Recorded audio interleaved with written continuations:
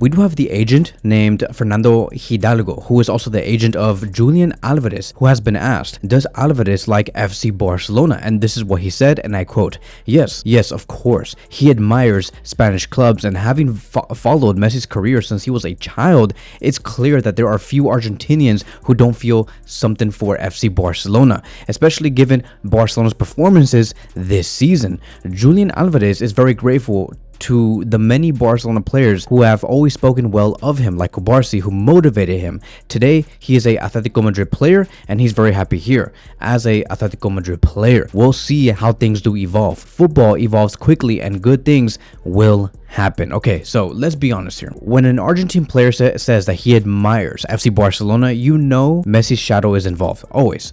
Julián Álvarez obviously grew up watching Messi and playing for FC Barcelona and doing amazing things. Of course, he's going to feel some type of way for FC Barcelona. And, you know, I think that this is not just a throwaway quote. You know, this is, after all, the agent of Julián Álvarez. And he could have said no comment. He could have said, I don't want to say anything right now. If you guys are wondering if you guys are like trying to make something up between my player and FC Barcelona, no comment. I'm sorry, but he is a Atlético Madrid player. But he says something else instead. He brings up the Barcelona admiration, Messi's influence, and he even name dropped Cubarsí, right? Very specific, which is kind of weird. You know, that's not random. That's planting seeds, in my opinion. And I think that all of this has to do with transfer politics. His agent basically is doing what agents usually do, keeping every door slightly open, and he's saying, you know, we're happy at Atlético Madrid for now. He's leaving everything very open. He's not closing down anything. He's not like, oh yeah, he is a Atlético Madrid player. He's gonna be here for many years and nothing more, right? He could have just done what what's his name, Jorge Mendes does with Lamine Yamal. Jorge Mendes, when he speaks about Lamine Yamal, he says, oh yeah, Yamal is going to be here with Barcelona for a very long time and nothing more. These agents know what they're doing. Here, he's basically saying Julian is a huge admirer of FC Barcelona, and football moves very quick. So, you know, let's be real right now though, okay? Money always talks. Even if Álvarez wanted a move to FC Barcelona, Barcelona simply do not have the finances. Barcelona cannot afford bringing in Álvarez right now. It doesn't make any sense. They couldn't do it last summer, they're not going to do it this summer. Unless they sell somebody big, like if they sell Rafinha or Lamine Yamal, obviously, but that's not going to happen. It's just not. If anything, they want to build on top of what they have already. They're not going to try and take away a golden player and just to bring in Julián Álvarez. No, you want to add Julián Álvarez into this team. So this move is not going to happen anytime soon. I mean, I don't have all the financials. I don't have all the details on what Barcelona could afford and not afford.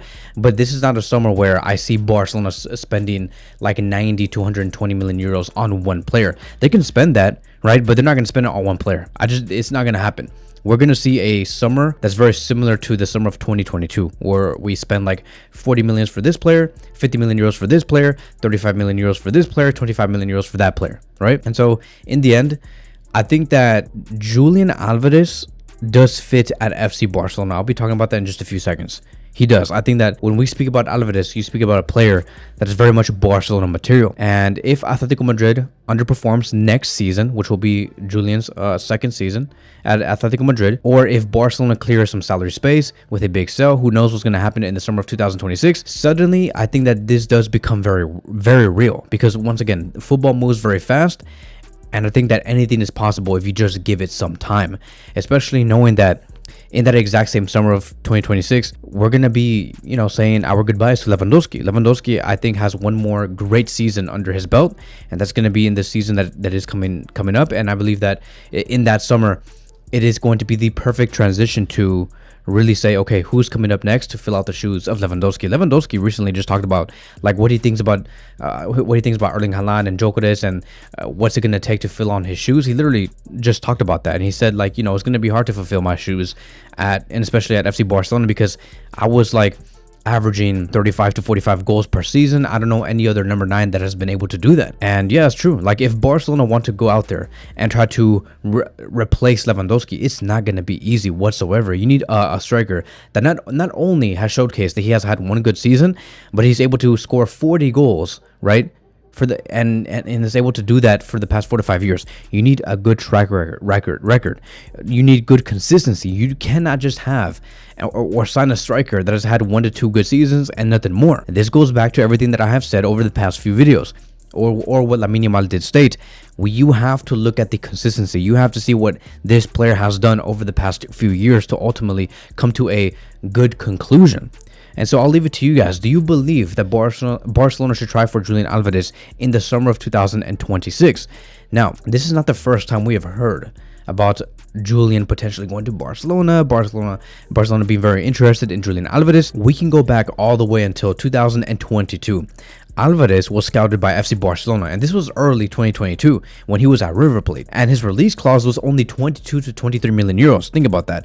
Think about where Barcelona's at today. We can barely afford a transfer like this, but 3 years ago it was even worse, and it was very affordable according to everybody else, to all other teams out there in Europe besides FC Barcelona. But Barcelona passed on him, and they chose Ferran Torres from Manchester City and to buy him for 55 million euros. If you guys are wondering, okay, so they wanted to spend 55 million euros on Ferran Torres, but they didn't want to spend 22 to 23 million euros on Julian Alvarez. The reason why Barcelona went for Ferran at that time is because Man City said, you guys do not have to spend so much up front.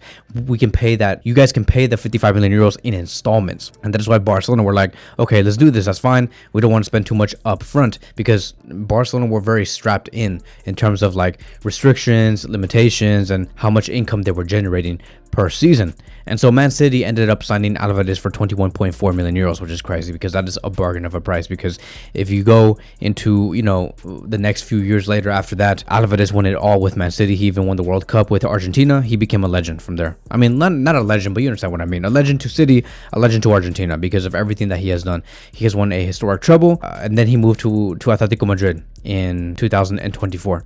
And the re-emergence, it came back. All the interest and everything coming from FC Barcelona, it came back, right? In that summer of 2024, they were trying to sign him. Not possible whatsoever. And that's why Atletico Madrid was able to step in and say 75, 85, 95 million euros for Julian Alvarez. No problem. Bring him in. And Barcelona were still in some sort of financial crisis. The salary cap restrictions really to prevent any sort of move or any sort of interest with Alvarez, and nothing more. Barcelona admired him once again, but couldn't afford going through a bidding war. Now, as of June 2025, Alvarez is reportedly seen by Laporta and Deco as a long-term successor to Lewandowski. I'm pretty sure that they have the player under their list, but it is not a priority, because Deco has stated that, we have Lewandowski. I don't see the reason why we would try and go for somebody like Alvarez, but they know that Alvarez exists. They know that this is a player that is very much possible and achievable in the near future, but it's just not going to be in the summer. So if you guys are ever wondering whether it's possible for us to sign Alvarez, it's just not going to happen, and Barcelona are not interested in reinforcing the striker position.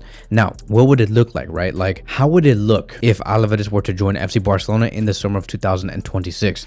Now, I'm not going to lie to you guys. I know that Alvarez will for sure work at Barcelona. For some reason, I don't know why, but every time a Atlético Madrid player moves to FC Barcelona, they end up doing very well. For example, Arda Turan, who spent four full seasons at Atlético Madrid until 2015, who eventually moved to FC Barcelona. He did very well, and he won everything with FC Barcelona. Even though he did not play a lot of minutes, he still did very well. He had a role, and he did good. Then Antoine Griezmann, after 5 seasons at Atlético Madrid until 2019, went to FC Barcelona, and he became one of the top goal scorers for FC Barcelona. And he was just simply amazing, winning the Copa del Rey as well under Ronald Koeman.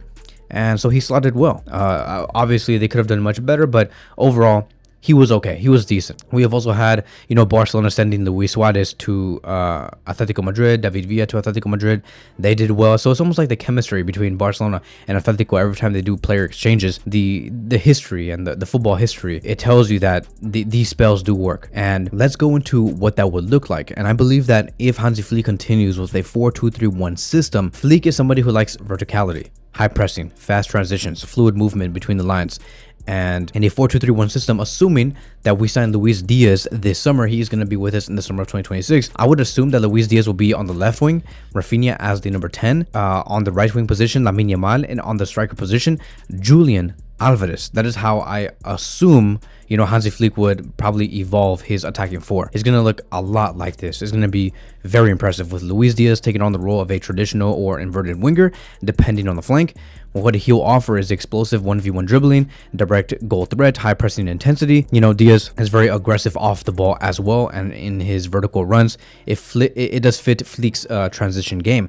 Rafinha going into the number 10 role and taking on the playmaking role, he'll offer vision, switch of plays, through balls, long distance shooting, tenacity and pressing, and I think that he's gonna very much look like he's gonna give on that Mueller type of role where he's gonna be ghosting into spaces. Obviously, if you want to control the game more, maybe have somebody like Fermin or Dani Olmo step into the number 10 position in certain games.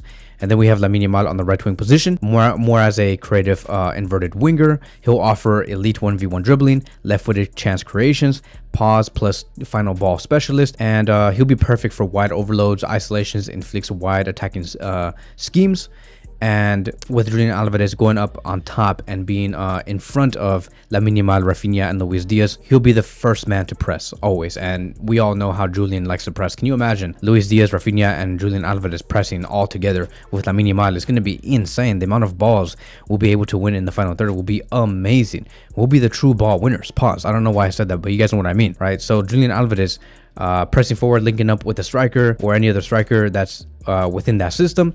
Relentless pressing as always, drops deep, creating spaces, finishing those chances even though they might look a little scrappy. Julian Alvarez always likes to find those second balls. Again, pause. But all in all, elite pressing from Alvarez and Diaz. Yamal's creativity plus Alvarez movement is going to create the magic in tight spaces. Rafinha offers control, aggression, and goal threats from central zones. And I think that it's going to look very fluid. Like Rafinha can go to the right wing position. Yamal can go central. Luis Diaz can go up top in the number 9 position. Julian Alvarez can drop deep into the left wing position. It'll be amazing. So the chemistry is there. You can even, for example, you can flip Rafinha and Diaz, and you can do those things. You can put Olmo in the number 10 position, give Rafinha some rest. You can even sub out Yamal and move Rafinha to the right wing position, Olmo on the number 10 position, Luis Diaz on the left, Julian Alvarez on the striker position. You can do a lot of things, and so hypothetically, I think that it would work. Right, I think that this is exactly what it would look, assuming if Luis Diaz does join Barcelona in the summer of 2025. And so that is it, right? That is going to be wrapping up today's video. Thank you guys so much for watching, and I will see you guys in the next one.